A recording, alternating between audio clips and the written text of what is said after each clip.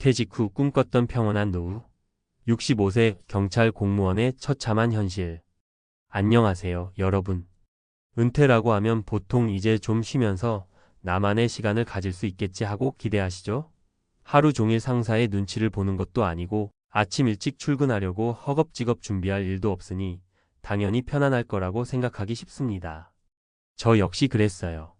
그런데 막상 은퇴가 내 코앞으로 다가오면 의외로 복잡하고 힘든 현실과 마주하게 되더라고요. 특히나 오랜 시간 안정적인 직장에 몸담았던 분들은 내가 이제 직업인으로서가 아니라 그저 한 사람으로서 어떻게 살아가야 할까라는 고민에 휩싸이기도 합니다.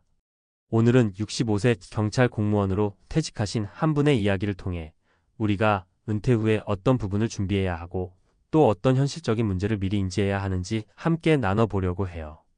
그리고 비슷한 처지에서 은퇴를 앞두고 계시거나 이미 퇴직하신 분들께 공감이 될 만한 사례 3가지를 소개해 드릴게요.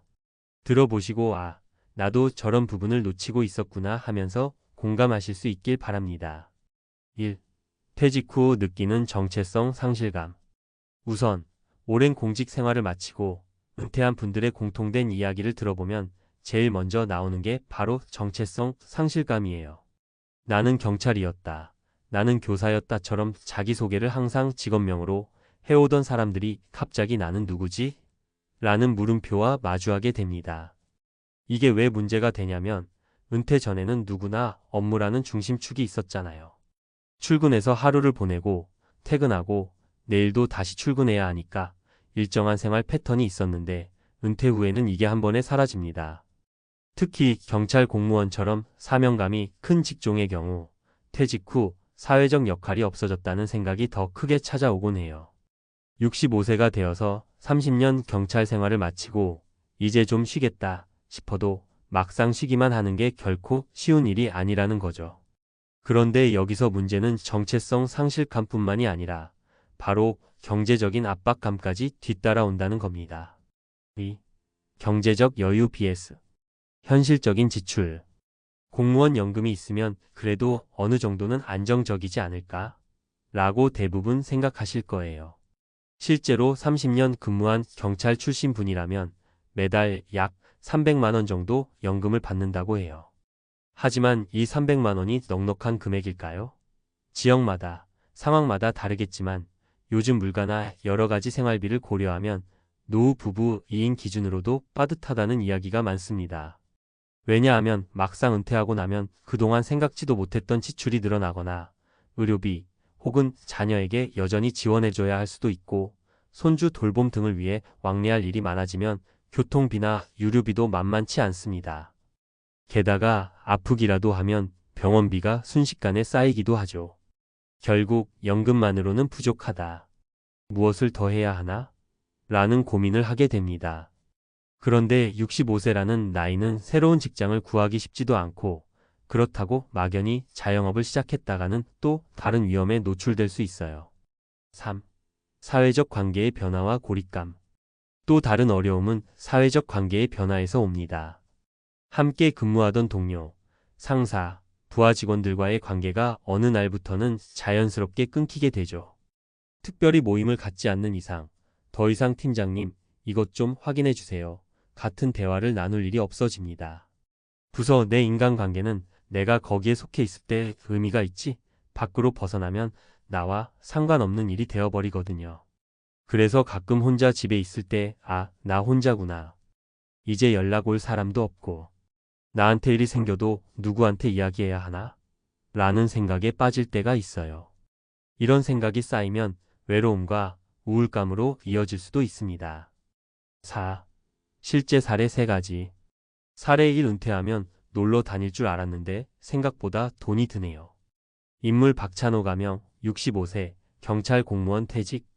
상황 은퇴 후 곧바로 부부가 국내 여행, 해외여행을 가고 싶어 했어요. 집사람도 그동안 고생했으니 보상해주고 싶었고 나도 충분히 그럴 자격이 있다고 생각했죠. 그런데 실제로 은퇴하고 보니 연금이 들어오는 날과 각종 고정 지출이 빠져나가는 날을 잘 계산해 봐야 하더라고요. 결과 여행비며 생활비, 병원비까지 고려하니 생각보다 300만 원이라는 돈이 금세 사라져 버립니다. 결국 이렇게 살다간 얼마 못 가서 적자구나라는 생각이 들었고 다니던 교회 지인의 소개로 가끔 경비 아르바이트를 뛰기 시작했습니다. 느낀 점 원래 경비 일은 내 성향에 안 맞는다고 생각했는데 그래도 현장에서 오랜 경찰 경험을 살릴 수 있으니 그나마 할만하네요. 그리고 무엇보다도 나도 아직 사회에 쓸모가 있다는 느낌이 좋아요. 사례 이 가족들이랑 더 붙어 지낼 줄 알았는데 의외로 혼자 있는 시간이 많아요. 인물 김영수 가명 62세 경찰 공무원 퇴직 후 3년 차. 상황 자녀들은 이미 성인이 되었고 결혼해서 출가했습니다. 집에는 아내와 단둘이 지내는데 아내도 자신의 취미 활동과 모임이 있어서 바쁘더라고요. 경찰 생활할 때는 늘 바빴으니 은퇴하면 가족이랑 붙어 지낼 거라고 예상했었는데 현실은 달랐죠. 결과 아내도 본인만의 하루 루틴이 확실히 있었고 내가 갑자기 그 시간에 껴서 뭘 하려 해도 생각처럼 잘 맞지 않았어요. 결국 방에 혼자 있는 시간이 많아지니 내가 뭘 해야 하지? 라는 고민에 잠식되었죠. 느낀 점 예전에는 오히려 소속감과 함께할 동료들이 있었는데 지금은 아내와도 생활 패턴이 다르고 자녀와는 물리적으로 멀어지고 은퇴 전을 대비해 취미나 사회활동을 미리 만들어둬야 했다는 걸 뒤늦게 알았어요. 사례 3 체력과 건강관리 진작에 해둘 걸. 인물 이명희 가명 64세 30년 경찰 공무원 근무 후 퇴직. 상황 젊을 때야 체력도 좋고 경찰 업무 특성상 어쩔 수 없이 늘 긴장 상태를 유지했죠. 근데 퇴직하고 나니까 문득 무기력해지더라고요. 여유가 생긴 건 좋은데 갑자기 막 피곤해져서 아침에도 일어나기 귀찮고 어딘가 몸이 삐끗하면 회복도 잘 안 돼요. 그나마 퇴직 전에는 운동 시간을 내기 어려웠다고 변명할 여지라도 있었는데 지금은 시간이 있는데도 안 하게 돼요. 결국 병원에 자주 드나드는 일이 잦아졌고 진료비와 약값까지 생각하면 한 달에 고정 지출이 꽤 늘었습니다. 연금만 바라보고 살기에는 부담이 되더라고요. 느낀 점 뭔가 일이 없으면 움직이질 않으니 건강이 눈에 띄게 나빠졌어요. 오히려 업무와 규칙적인 생활이 있었던 때가 더 건강 관리가 됐다는 걸 깨달았죠. 아쉽지만 지금부터라도 건강을 위해서라도 산책하고 운동 모임도 찾아보려고 해요. 5. 은퇴 후 삶을 더욱 풍요롭게 만들기 위한 조언.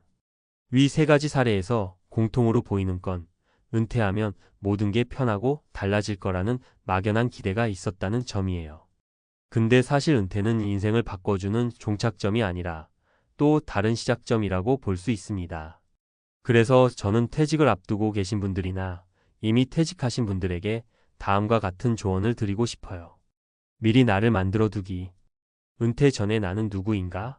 를 고민해 보는 게 정말 중요해요. 경찰, 교사, 회사원이라는 직업 정체성 말고 내가 좋아하는 게 뭔지, 평생 해보고 싶은 게 뭔지를 생각해 보세요. 그래야 막상 직업이라는 타이틀이 사라져도 덜 흔들리고 금세 다른 일에 몰두할 수 있어요. 어느 정도 금전적 계획을 구체화하기. 연금이 월 300만 원이든 400만 원이든 내가 어떤 삶을 살고 싶은지에 따라 그 돈이 여유롭게 느껴질 수도 아주 빠듯하게 느껴질 수도 있습니다. 은퇴 후 매달 고정 지출이 어느 정도인지, 병원비나 취미생활비 등 변동 지출을 얼마나 예상해야 하는지, 손주나 자녀에게 얼마 정도 지원할 여력이 있는지 미리 계산해 보세요.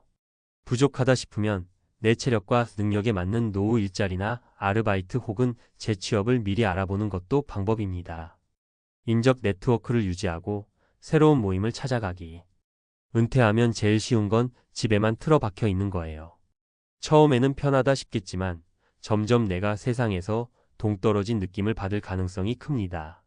기존 직장 동료들과 정기적으로 만나거나 지역 커뮤니티나 봉사활동, 동호회 같은 곳에 나가보세요. 내 관심사에 맞는 곳이라면 더욱 좋고요. 사람을 만나는 데도 꾸준한 노력이 필요하다는 걸 잊지 말아주세요. 건강은 모든 것의 기본. 60대 이후에는 하루하루 건강 관리가 정말 중요해집니다. 이 시기를 나를 돌보는 시간이라고 생각하시면 좋아요. 평소에 못 해본 간단한 스트레칭, 가벼운 운동을 시작해 보세요. 체력이 어느 정도 뒷받침되어야 하고 싶은 일도 자유롭게 할 수 있습니다.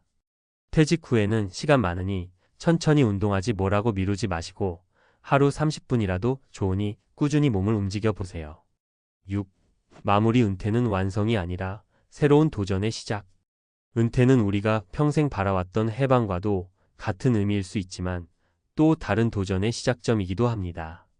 30년, 40년 넘게 가져왔던 직업인이라는 무거운 옷을 내려놓으니 그 뒤에는 개인이라는 진짜 내 모습이 고스란히 남게 되죠. 특히 65세 경찰 공무원처럼 오랜 공직 생활로 사명감을 갖고 살아오셨던 분이라면 은퇴 후의 현실이 더욱 막막하게 느껴질 수도 있어요. 하지만 너무 겁내지 마시고 은퇴를 앞두고 있거나 이미 지나신 분들이라면 지금부터라도 새롭게 계획을 세워보셨으면 좋겠습니다. 아직 내게 남아있는 가능성을 찾기. 이미 쌓아온 인맥과 경험을 적절히 활용하기. 경제적, 사회적, 건강적 측면을 균형 있게 준비하기. 이 세 가지를 꾸준히 생각하고 행동에 옮기면 은퇴라는 문턱이 인생의 끝이 아니라 인생 2막을 펼칠 수 있는 무대가 될 거예요. 오늘 이야기 어떻게 들으셨나요? 퇴직 후의 삶이 정말 처참하기만 할까? 라고 묻는다면 꼭 그렇지만도 않다고 말씀드리고 싶습니다. 준비된 자에게는 은퇴도 기회가 될 수 있으니까요. 여러분들도 은퇴라는 상황에 부딪혔을 때 그래, 이참에 내 인생을 더 다채롭게 만들어보자 하는 마음가짐으로 도전해 보시길 바랄게요. 그럼 오늘도 다들 건강하시고 행복한 하루 보내세요. 감사합니다.